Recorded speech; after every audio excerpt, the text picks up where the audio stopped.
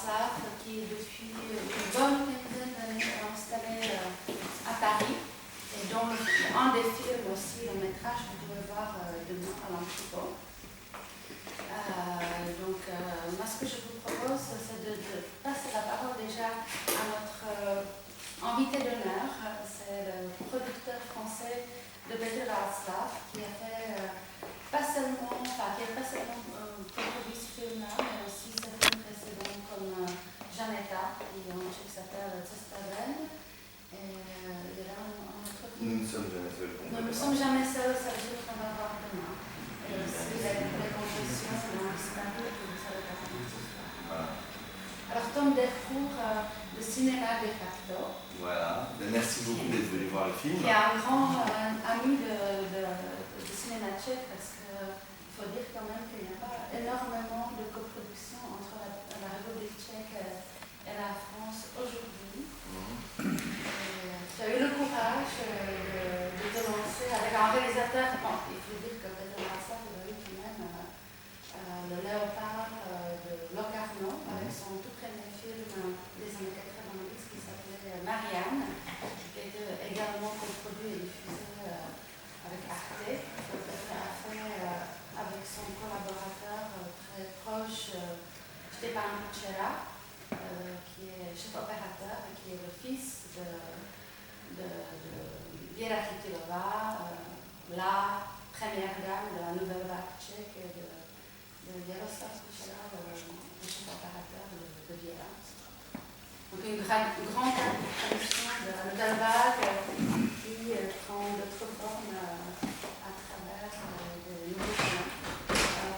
Voilà, peut-être que tu pourrais dire un tout petit peu comment tu as été arrivé à introduire le film. Écoute, d'abord, je suis ravi d'apprendre que Stepan est le fils de Pierre. Je ne savais pas. Je ne savais pas. Mais Stepan est un grand chef opérateur. Bon, disons que quand tu parles de courage pour produire des films de Petre est une personnalité extrêmement attachante, c'est un grand artiste, c'est quelqu'un qui est aussi très, très érudit et très cultivé. Je l'ai rencontré à la Villa Médicis, où il développait un projet qui s'appelle Il Bohémo, qui est le prochain film que Petre va tourner, si tout se passe bien. Et c'était là-dessus qu'on avait commencé un petit peu à discuter. Et puis la vie nous a amené à un autre projet, dont tu parlais tout à l'heure, Marc, qui s'appelle Testaven, donc en français qui s'appelle Janetta, et qui était le premier volet d'une trilogie de films qui allait amener Petre à recontacter son tout premier acteur qui jouait dans Marianne. C'est un film qu'il avait tourné en 1995. Et qui était donc un jeune gitan des ghettos roms de la République tchèque et qui s'était retrouvé dans un centre d'orphelins. Et puis 20 ans plus tard, il a retrouvé cet acteur, son acteur, mais qui n'était pas un acteur. Et puis, qui était en prison entre-temps. Qui était en prison entre-temps, et ça lui a donné envie de se lancer dans un film qui s'appelle Testaven, Je m'en sortirai. Donc on a laissé Il Bohémo de côté. Et puis, après, est arrivé un autre film qui s'appelle Nous ne sommes jamais seuls, qui était un projet qu'il avait aussi en gestation depuis un certain temps.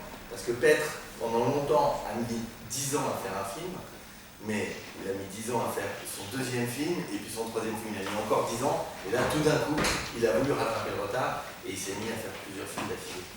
Et puis, il y a le troisième film de cette trilogie, qui s'appelle donc Stockade. On a terminé à l'instant. Que Petre est allé montrer hier en prison, parce que le héros de son film est un prisonnier, enfin est un gitan qui se retrouve en prison et qui décide de faire une cavale à travers toute l'Europe. Et donc il viendra demain présenter son film.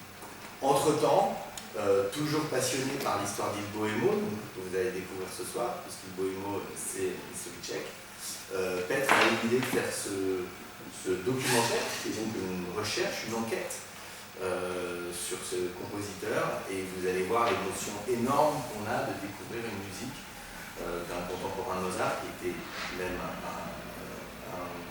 un modèle quelque part pour Mozart et qui tout d'un coup exhume l'œuvre de ce compositeur vous allez comprendre pourquoi en voyant le film, et donc qui a permis pour nous, en tant que producteurs et pour les organisateurs, d'imaginer et d'affiner l'écriture de la fiction que sera Ivo Evo. Donc quelque part, en voyant Confession, vous allez voir le préquel du prochain long-métrage, qui sera donc un long-métrage d'époque. On espère tourner avec Yann Marcola de Mimesis Film, qui est le producteur de TF maintenant depuis 5 ou 6 films, qui est un film très ambitieux, parce que c'est un film en costume, 17e siècle. Et puis voilà, donc en fait, pour moi, Confession, c'est une pépite, qui est un film qui a reçu le FIPA d'or au Festival du documentaire de La Rochelle et de télévision, dans la catégorie meilleur documentaire musical notamment. Et j'espère que ça vous fait plaisir à découvrir cette étonnante personnalité qui était Miss Sobitschek. Merci beaucoup, Tom. Mais de rien. Je voudrais juste rajouter que Zeta a étudié un documentaire avec un des cinémas de Famou.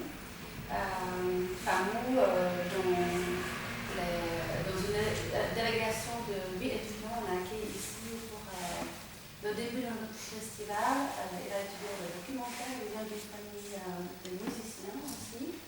Et c'est une personne extrêmement attachante et il est extrêmement intéressant aussi dans les débats. Il donne beaucoup à son public. Donc je vous invite de venir voir demain son film parce qu'il sera là demain avec nous. Et, le débat qu'on a prévu pour ce soir, désolé pour le Centre culturel tchèque, il ne peut pas être là ce soir, mais je pense que si vous revenez demain, si vous avez aimé ce film, vous pourrez avoir vraiment des échanges très intéressants avec vous demain. Et pour ce soir, je vous souhaite une bonne soirée. N'oubliez pas qu'à l'entrée, il y a le programme, notre petit cachet, le programme de notre unique festival tchécoslovaque à Paris. C'est quand même des films très rares qui ne sont pas beaucoup sur les écrans français, même s'il y en a 2 qui vont sortir. Celui qu'on a montré à l'ouverture, et puis celui de Jalek qui va être montré pour la clôture du festival vendredi prochain. Vous avez tout le programme pour les synopsis, donc n'hésitez pas à venir